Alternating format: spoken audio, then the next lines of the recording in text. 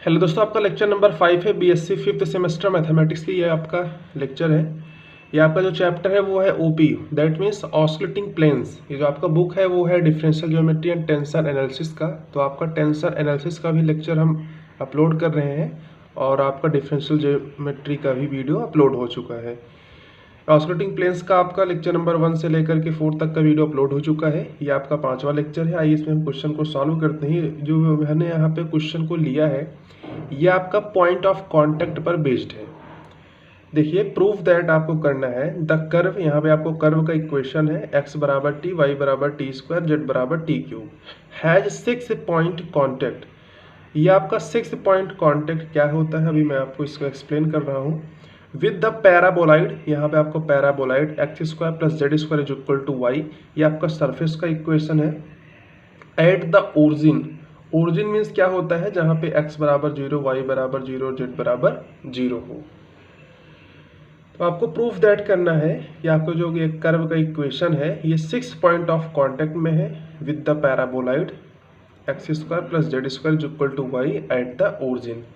अगर आपसे 6 point of contact कह रहा है तो आपको एक common point f of T निकालना होगा। जब आपके पास एफ ऑफ टी आ जाएगा तो उसका 6 टाइम तक, 1 से लेकर के 6 टाइम तक आप उसका डेरिवेटिव फाइंड करोगे। अगर फर्स्ट से लेकर के 5th तक उसका जो डेरिवेटिव है वो आपका 0 के बराबर आ जाए और 6th वाला आपका जो डेरिवेटिव है एफ ऑफ टी का वो 0 के बराबर ना आए तो उसको हम कहेंगे 6 पॉइंट ऑफ कांटेक्ट। अगर यही आपसे कहता कि 4 पॉइंट ऑफ कांटेक्ट, अगर 4 कहता तो 1 से लेकर के 3 डेरिवेटिव आपका 0 आना चाहिए था और 4th वाला आपका 0 के बराबर नहीं आना चाहिए था। तो हम कहते हैं कि आपका जो यहाँ पे कर्व का इक्वेशन है वो 4 पॉइंट ऑफ कांटेक्ट पे है। अगर आपसे 3 पॉइंट ऑफ कांटेक्ट कह रहा है तो आपका फर्स्ट और सेकंड डेरिवेटिव 0 के बराबर आएगा और थर्ड डेरिवेटिव 0 के बराबर नहीं आएगा। उसको हम कहेंगे कि आपका 3 पॉइंट ऑफ कांटेक्ट पर है। अब देखिए इसका मैं आपको प्रूफ करके दिखाता हूँ। ये जो आपका क्वेश्चन है, चलिए इसको 1 बाय 1 सॉल्व करते हैं। सबसे पहले कर्व का इक्वेशन हम यहाँ से लिखते हैं। आर वेक्टर क्या होता है?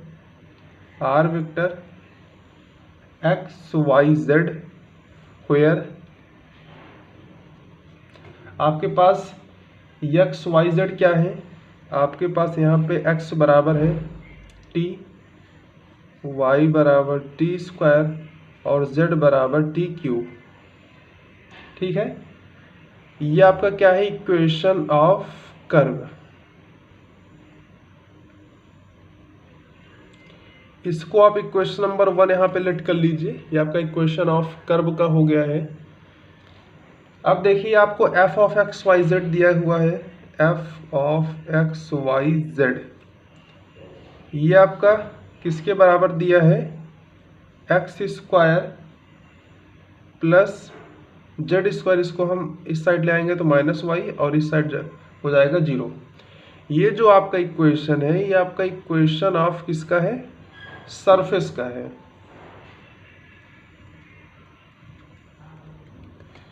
इसको आप इक्वेशन नंबर 2 यहाँ से लेट कर लीजिए। तो आपके पास इक्वेशन ऑफ कर्व आ गई, इक्वेशन ऑफ सरफेस आ गया है। चलिए अब यहाँ से एक कॉमन पॉइंट हम यहाँ से फाइंड करते हैं एफ ऑफ टी। तो हम यहाँ से मान ले रहे हैं एट कॉमन पॉइंट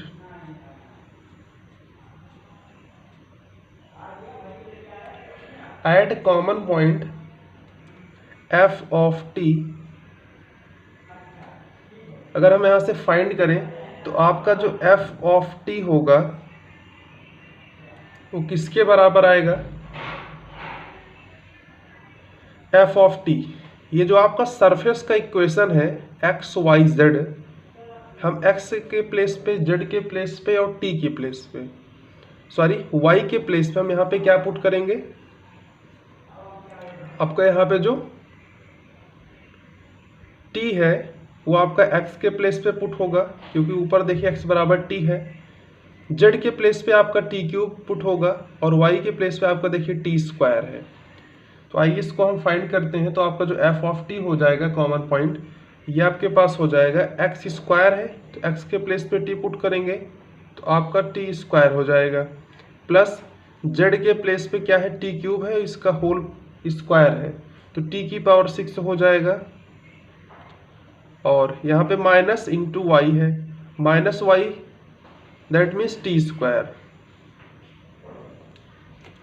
अब देखिए इम्प्लाइज दैट आपका जो एफ ऑफ टी है वो किसके इक्वल आएगा, ये आपका प्लस का टी स्क्वायर माइनस का टी स्क्वायर कैंसिल आउट हो जाएगा और ये आएगा टी की पावर 6।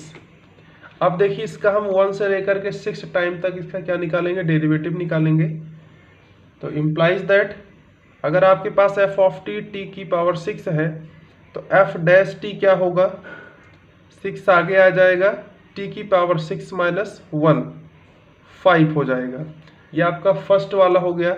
अब इसका सेकेंड डेरिवेटिव निकालते हैं, F double dash of T, तो आपका 5 आगे आ जाएगा, 6 के साथ मल्टीप्लिकेशन होगा, 30 आ जाएगा और पावर 1 कम हो जाएगा। अब इसका हम थर्ड वाला निकालते हैं,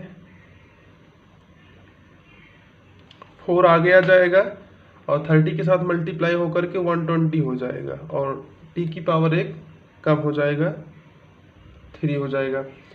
अब इसका हम 4 टाइम्स निकालते हैं डेरिवेटिव,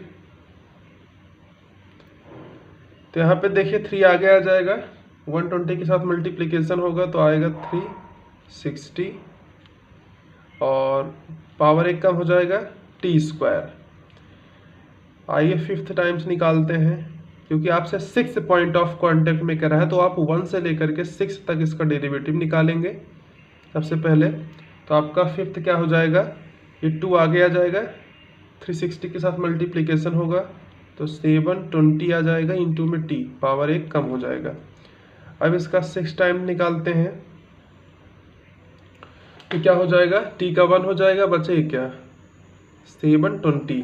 अगर आपसे 6 पॉइंट ऑफ कांटेक्ट कह रहा है एट द ओरिजिन के लिए आपका जो पैराबोलॉइड इक्वेशन है, तो आपको यहाँ पे फर्स्ट डेरिवेटिव से लेकर के 5th डेरिवेटिव तक आपको 0 दिखाना होगा और आपका जो 6th वाला ये डेरिवेटिव है ये आपका 0 के बराबर नहीं होना चाहिए।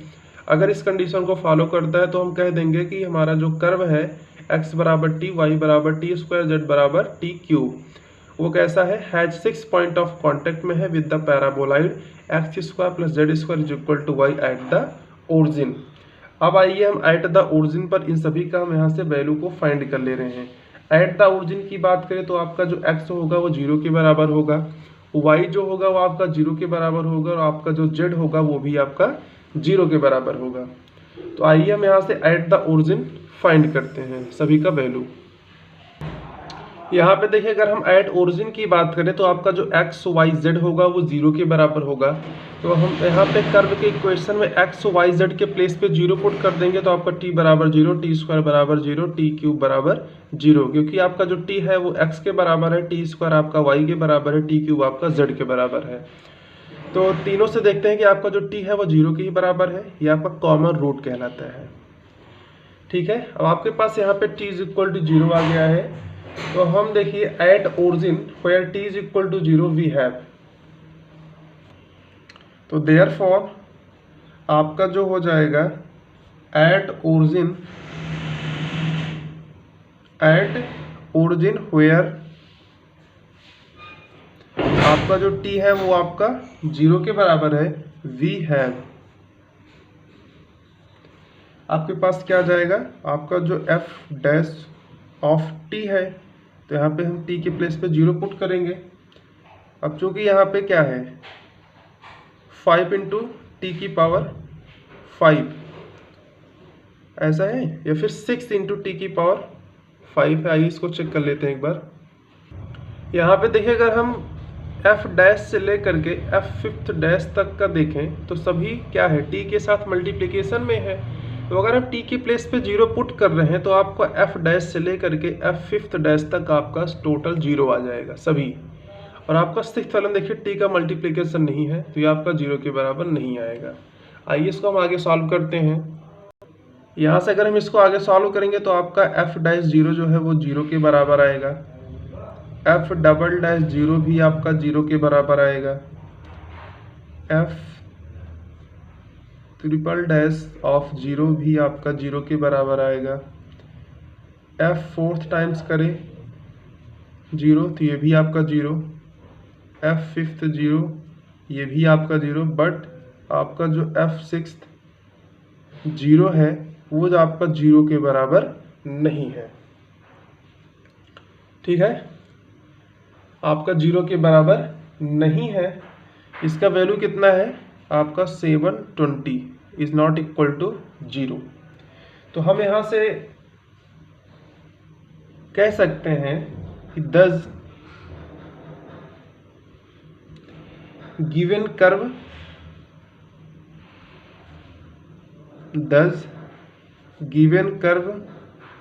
and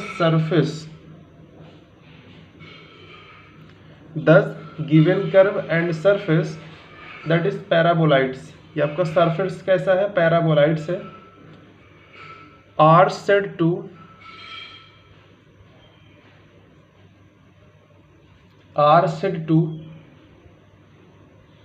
have 6-point contact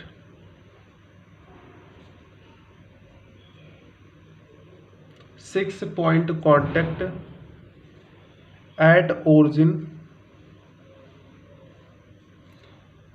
where t is equal to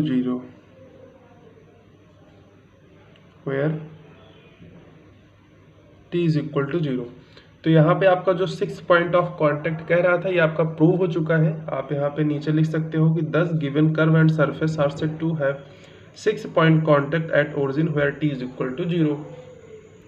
अगर आपसे 4 पॉइंट ऑफ कांटेक्ट कहता तो आप क्या निकालते, 1 से लेकर के 4 टाइम्स तक आप उसका डिफ्रेंशिएशन करते, 1 से लेकर के 3 तक का आप 0 दिखा देते और 4th वाला आपका 0 के बराबर नहीं आता। अगर इस प्रकार से होता तो हम कहते कि आपका जो गिवन कर्व और गिवन सरफेस है ये आपका 4 पॉइंट ऑफ कांटेक्ट में है। क्योंकि आपसे क्वेश्चन में 6 पॉइंट ऑफ कांटेक्ट की बात किया था तो इसलिए हमने यहाँ पे 1 से लेकर के 6 टाइम तक इसका डेरिवेटिव निकाला। कॉमन पॉइंट जो मैंने एफ ऑफ टी वहाँ से फाइंड किया था। अगर आपका एफ डैश से लेकर के एफ फिफ्थ तक आपका 0 के बराबर आ जाए और 6th वाला 0 के बराबर ना आए तो हम कह सकते हैं कि हमारा जो गिवन कर्व और गिवन सरफेस है वो आपका 6 पॉइंट ऑफ कांटेक्ट में है at the origin t is equal to 0 पे। तो इस लेक्चर में बस एक ही क्वेश्चन, इसके बाद आपका जो टॉपिक है वो है ऑस्कुलेटिंग प्लेन्स। इसके बाद हम ऑस्कुलेटिंग प्लेन्स देखेंगे, उसमें आपका उसका इक्वेशन क्या होता है, पैरामेट्रिक फॉर्म में क्या होता है और कार्टेशियन फॉर्म में क्या होता है। अब ऑस्कुलेटिंग प्लेन्स का आप डिफिनीशन बुक से देख लीजिएगा, तो हम डायरेक्ट वहाँ पे आपको बताएंगे आपका जो ऑस्कुलेटिंग प्लेन्स में आपका इक्वेशन होता है इन पैरामेट्रिक फॉर्म में और कार्टेशियन फॉर्म में, वो आपका दोनों इक्वेशन क्या होते हैं और उस पर बेस्ड आपके जो क्वेश्चन बनते हैं वो आपको सॉल्व यहाँ पे 1 बाय 1 स्टेप में आपको बताया जाएगा। जितने भी आपके क्वेश्चन होंगे ऑस्कुलेटिंग प्लेन से रिलेटेड, तो आपका यही ऑस्कुलेटिंग प्लेन वाला अगर हम उसका क्या बता दें, इक्वेशन बता दें आपको पैरामेट्रिक और कार्टेशियन फॉर्म का, और उस पर बेस्ड आपको 2 से 4 क्वेश्चन आपको बता दिए जाए, तो आई होप आपका ये जो चैप्टर है आपका पूरी तरह से ऑस्कुलेटिंग प्लेन्स वाला कंप्लीट हो जाएगा। इसके बाद आपका जो चैप्टर नंबर 2 है आपका है कर्वेचर एंड टॉर्सन, उसमें हम टाउ और कप्पा की बात करेंगे। तो वो बात की बात है। चलिए इस वीडियो को यहाँ पे एंड करते हैं। अगर वीडियो आपको पसंद आया हो तो हमारे चैनल को सब्सक्राइब करके बेल आइकन को प्रेस कर दीजिए। Thanks for watching this video, have a great day.